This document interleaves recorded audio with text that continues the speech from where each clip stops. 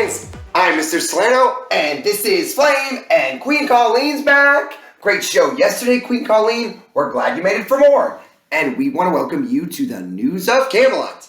Today's Thursday, February 9th, 2023. An exciting Friend of Flame Day. An experience that you've had before, Flame. Looking forward to this, Dragons. Before we get going on that, let's hear what Brendan has to say.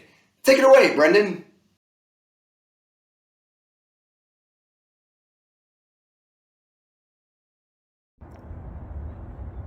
I pledge allegiance to the flag of the United States of America and to the republic for which it stands, one nation, under God, indivisible, for liberty and justice for all. Now it's time for the moment of silence.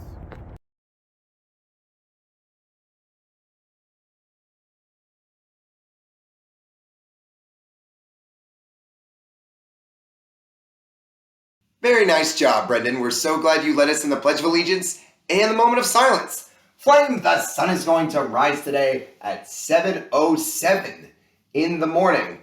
And Queen Colleen, the sun is going to set at 5:39. Made that mistake yesterday. Sorry about that, Dragons. 5:39. Small pattern taking place 1 minute earlier and then 1 minute later on the sunset. Neat stuff, Dragons. And how about this weather?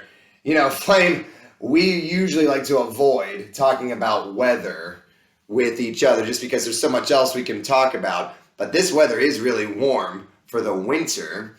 And that got us to thinking of a friend of yours that we tend to see more when it's warm out. And maybe not here in Annandale, just because of all the different forests and roads. But look at this, Dragons. How about those jellyfish?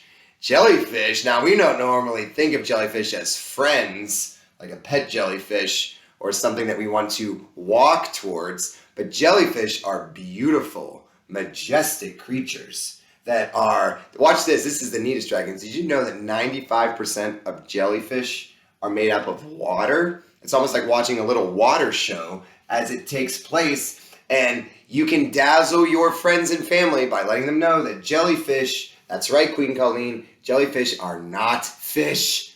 What about that?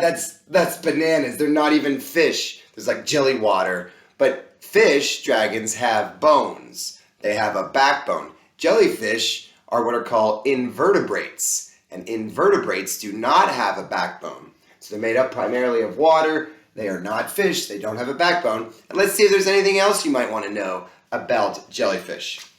Jellyfish, Dragons, are they herbivores, which means they eat only plants? Are they carnivores, which means they eat only meat? Or are they omnivores, which means they eat both plants and meat? Primarily. Yeah, it's a good question, Flame. Good clarifier. Primarily. What would we be called? That's right. Very good, Queen Colleen. They are carnivores. They might ride into plants every now and then, but they use their stinging cells to get other animals and things called plankton, and then they eat those things very quickly. They're very fast eaters. But watch this, Dragons. Jellyfish, are they predators, which means they're on the hunt? Are they prey, which means they are being hunted? Or are they both predator and prey? What do you think? They're pretty dangerous. Do you think that that's yes? And there is a way. Very good, Queen Colleen. They are both predator and prey. They attack a lot of animals, but other animals attack them because they have so much water and so much nutritious value to different animals, like different fish that might be a little bigger, or things like turtles. They might eat jellyfish. All right, are we least concerned about jellyfish population, which means their numbers are doing just fine?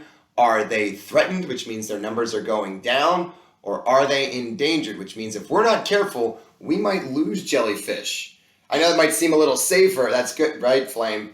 Good job, you two. We are least concerned about their population. There are millions and millions of jellyfish. I don't even know if it's billions, but there's plenty of jellyfish. And where would we find these jellyfish, Dragons? Do we find jellyfish in North America? Do we find jellyfish in South America? Do we find jellyfish in Asia? Or do we find jellyfish in Australia? Or do we find jellyfish in all these places? I mean, that's just so fun to know that jellyfish are found all over the world, in every ocean. That's neat. We found this neat map that Flame saw that's like, look, the color of this map shows where jellyfish are found. Well, they're found everywhere. It's just a map. It's just a regular map. Jellyfish dragons, though, we try to stay away from them. You would have to agree, right? It's nothing that we like to hold. Some jellyfish don't sting as much, but a neat, interesting fact that jellyfish do not go after humans.